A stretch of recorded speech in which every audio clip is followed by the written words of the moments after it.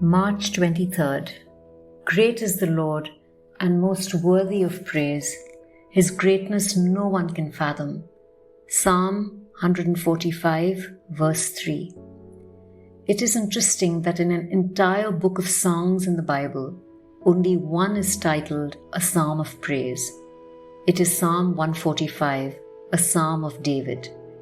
Charles Spurgeon writes of this psalm, "It is David's very own, David's favorite. It is altogether praise, and praise pitched in a high key.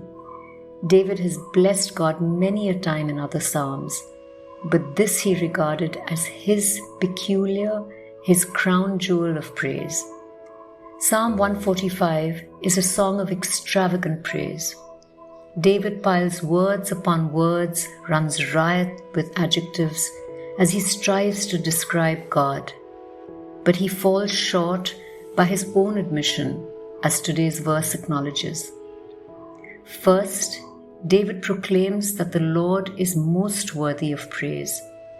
In fact, the Hebrew describes praise that is most forceful and exceedingly abundant, for that is the kind of worship God is worthy of. God is great, and so his praise must also be great. Second, David proclaims that the Lord's greatness is beyond our understanding. It is unfathomable. But the implication is that God's greatness is something that deserves searching out. God's greatness is seen in his awesome works, literally his fearful works. And those mighty acts invite us to meditate upon them and gain deeper revelation into God's greatness.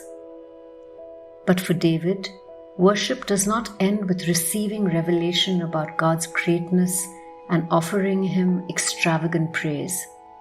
Worship is also proclamation of who God is. He goes on in the next verse of the psalm to say, "One generation will commend your works to another. They will tell of your mighty acts." This is an incredible picture of the church as a worshiping community. Each generation witnessing God's awesome works and seeking deeper understanding of his greatness, and then proclaiming this awesome God to the next generation of believers.